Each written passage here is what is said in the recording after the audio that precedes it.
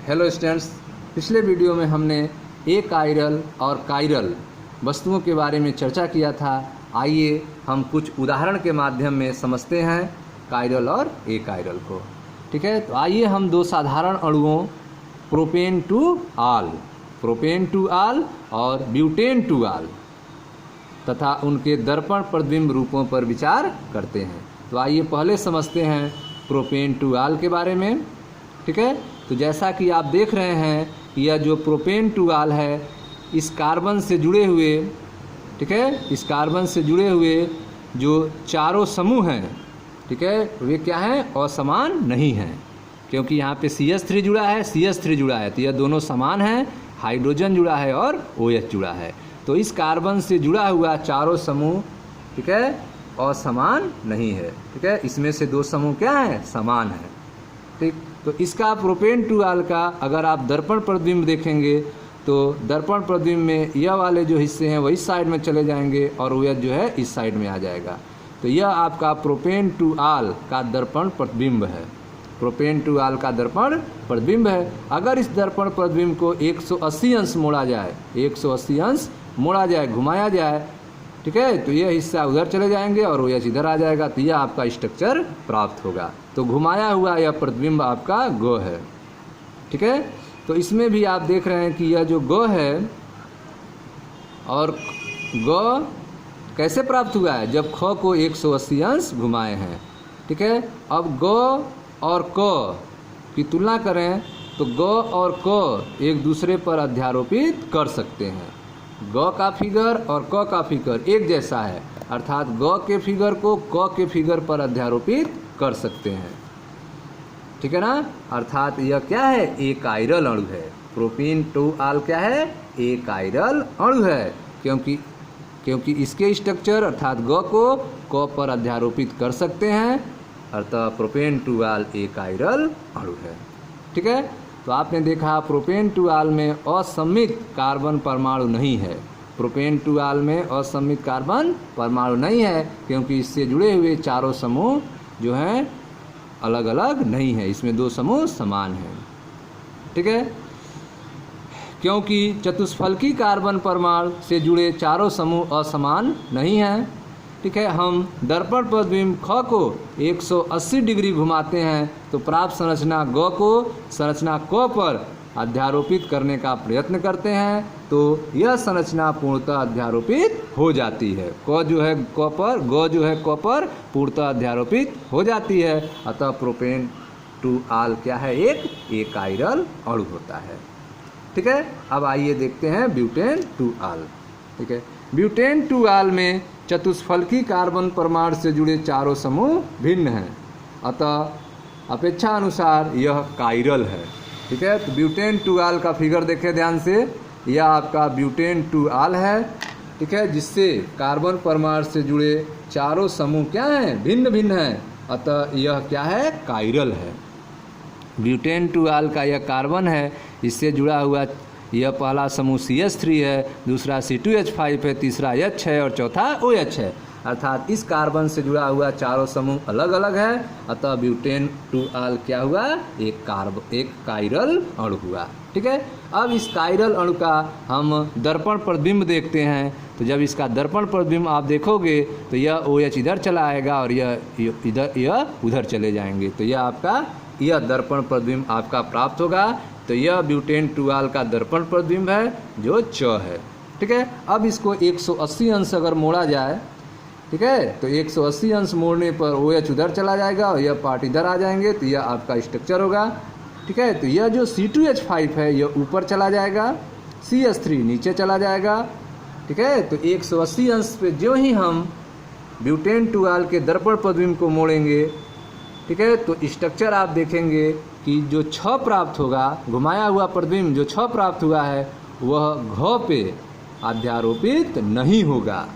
इस 6 वाले को इस घ के ऊपर आप रखोगे तो अध्यारोपित नहीं होगा, क्योंकि 6 वाले में C2H5 ऊपर है और घ वाले में CH3 ऊपर है, इसलिए यह अध्यारोपित नहीं होंगे। इस स्ट्रक्चर में क्या है? इस स्ट्रक्चर में आप देख रहे हैं C2H5 सामने है और CH3 पीछे है, लेकिन इस स्ट्रक्चर में आप देख रहे हो कि CH3 सामने है और C2H5 पीछे है। ठीक है, अर्थात जो है 6 घ पर अध्यारोपित नहीं किया जा सकता है। ठीक है, घ को प्रतिबिंब रूप च, ठीक है, घ को प्रतिबिंब रूप च को 180 अंश घुमाने पर 6 प्राप्त होता है।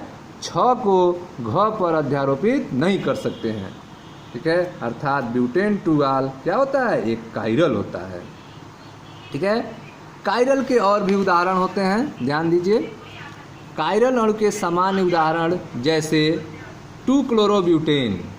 2-क्लोरोब्यूटेन भी एक कायरल अणु होता है। 2,3-डाइहाइड्रॉक्सी प्रोपेनाइल, 2,3-डाइहाइड्रॉक्सी प्रोपेनाइल भी कायरल है। ब्रोमोक्लोरोआइडोमेथेन भी कायरल है। ब्रोमोक्लोरोआइडोमेथेन भी आपका कायरल है। 2-ब्रोमोप्रोपेनाइक अम्ल, 2-ब्रोमोप्रोपेनाइक अम्ल भी कायरल के उदाहरण है। तो ये कुछ कायरल के उदाहरण हैं जिसमें कार्बन परमाणु से जुड़े हुए चारों समूह अलग अलग होते हैं। ठीक है, और उनका जो घुमाया हुआ प्रतिबिंब होता है वह मेन स्ट्रक्चर पर अध्यारोपित नहीं होता है, इसलिए वे कायरल होते हैं। ठीक है, अब आप ध्यान दीजिए, जिन त्रिविम समावयवों का संबंध परस्पर अध्यारोपित न हो सकने वाले दर्पण प्रतिबिंब की तरह होता है उन्हें प्रतिबिंब रूप कहते हैं। ठीक है, तो प्रतिबिंब रूप कौन होते हैं, तो प्रतिबिंब रूप वे होते हैं जो एक दूसरे पर अध्यारोपित न हो सकें।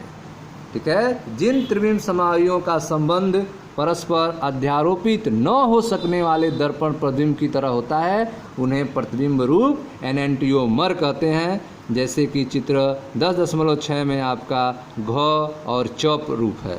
ठीक है, घ और च प्रतिबिंब रूप जो है एक दूसरे पर अध्यारोपित नहीं हो सकता है, तो इन दोनों को आप क्या कहोगे, प्रतिबिंब रूप कहोगे, एनेंटियोमर कहेंगे। ठीक है, तो यहाँ पे एक कायरल, ठीक है, एक कायरल, ठीक है, यह एक कायरल अणु का दर्पण प्रतिबिंब है।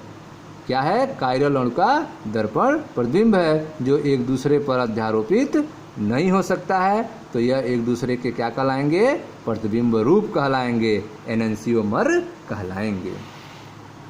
ठीक है, तो आपने देखा कि जिन त्रिविम समावयवों का संबंध परस्पर अध्यारोपित न हो सकने वाले दर्पण प्रतिबिंब की तरह होता है उन्हें प्रतिबिंब रूप कहते हैं।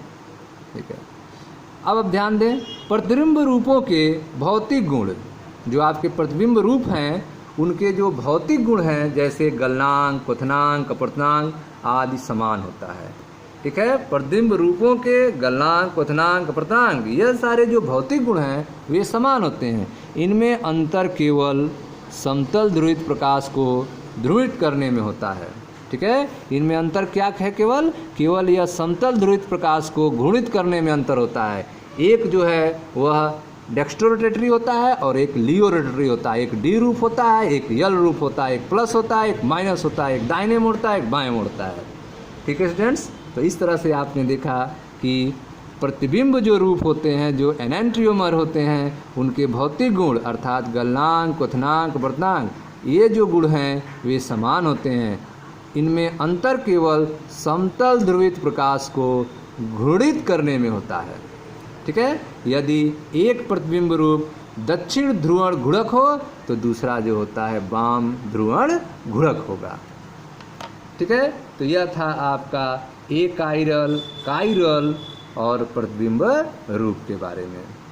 ठीक है, ध्रुवण घुड़क के चिन्ह का अणु के निरपेक्ष विन्यास से कोई संबंध नहीं होता है। जो ध्रुवण घुड़क का आप चिन्ह लगाते हैं प्लस माइनस, ठीक है, वह प्लस माइनस जो है वह वास्तविक विन्यास से उसका कोई संबंध नहीं होता है। ठीक है, ध्रुवण घुड़क के चिन्ह का अणु के निरपेक्ष अर्थात वास्तविक विन्यास से कोई संबंध नहीं होता है। ठीक है स्टूडेंट्स, अब नेक्स्ट वीडियो में आपको हम रेसिमीकरण के बारे में, रेसिमाइजेशन के बारे में एक्सप्लेन करेंगे। तब तक आप रिवाइज करें। मिलते हैं नेक्स्ट वीडियो में। Thank you.